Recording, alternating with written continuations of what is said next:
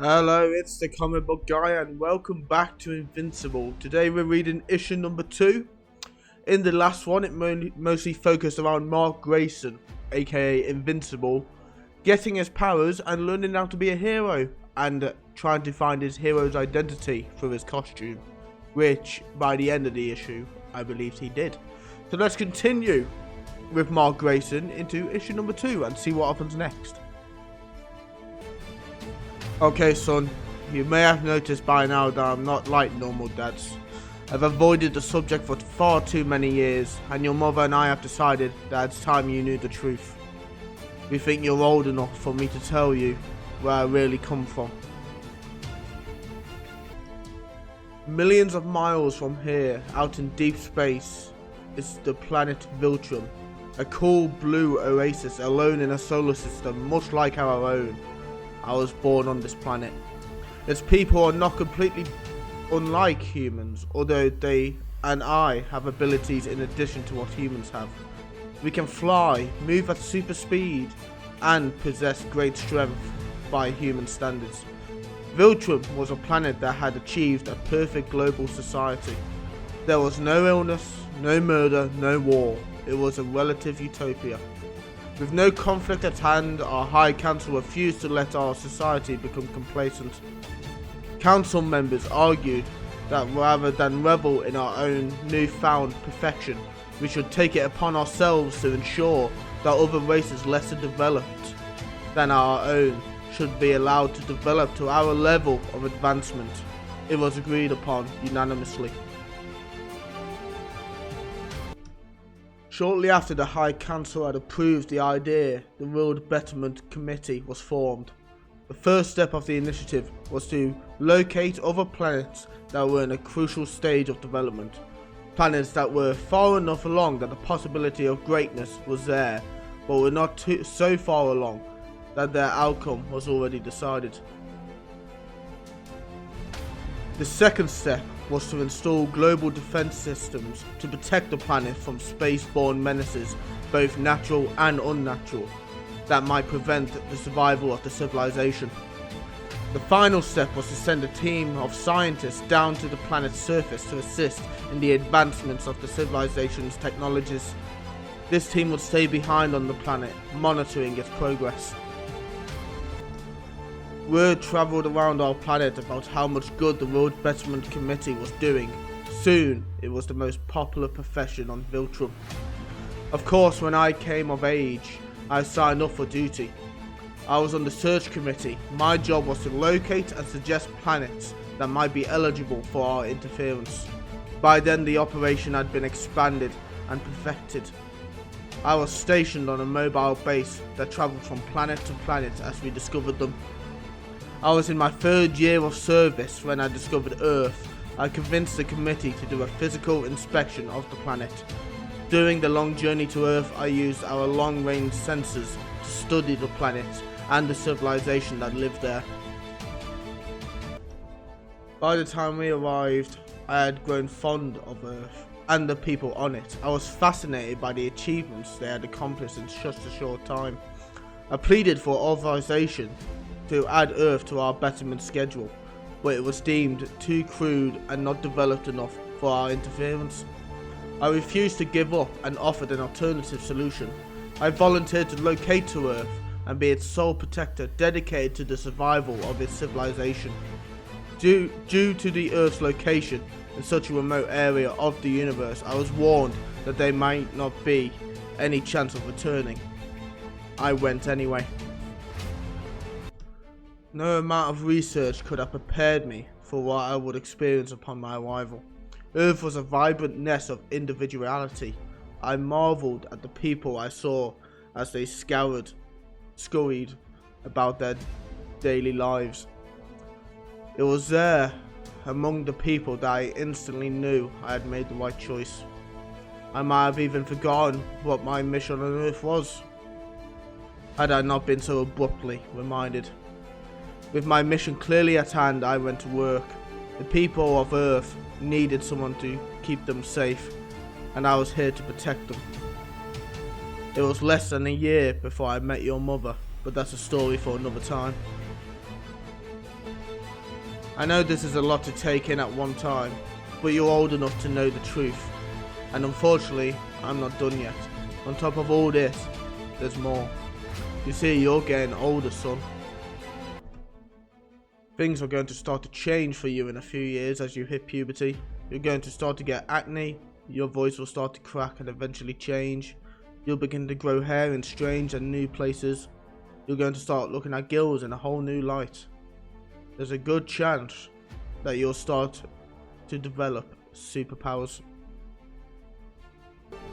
Super strength, super speed, flight, the whole bit. All the powers I have.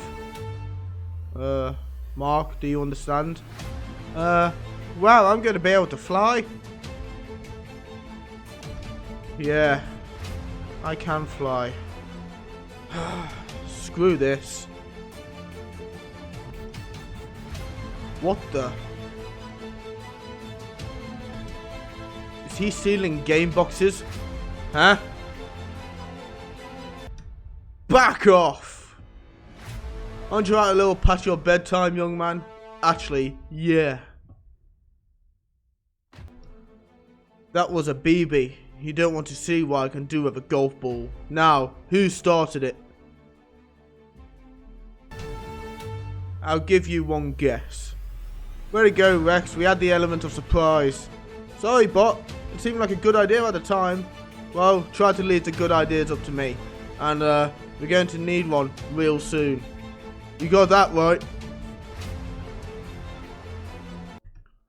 Wow. Never mind. Nice job, kid. I'll have another vehicle sent to us by remote. Kate, pull our friend Mola out of the way so he won't attract too much attention. Nice costume, man. Sorry there wasn't a phone booth handy. Do I know you? You know, you do look familiar. Well, our ride's here, but I can see that a brief introduction is needed before we depart. We're the team. I'm Robot. You met Atom Eve, that's Rexplode. With duplicates rounding out the team. And you? I'm, Invincible. Cute. Nice to meet you. See you around. Ha! I knew it! Hey, it's you. We've been in biology together all this time. Mark, right? Yeah, is there any way you can keep this to yourself? You never know when one of your teammates is going to go crazy and become the next big villain. Oh, that only happens in comic books. It's always better to play it. Sorry about all that. I'm not used to these late nights. I'm so new to this. I just hit 2 months. You'll get the hang of it. Teen superheroes start drinking coffee at an early age. Listen, we're following up on the incident from last night today. You're welcome to tag along if you'd like to. I'd love to. Why are we going out here?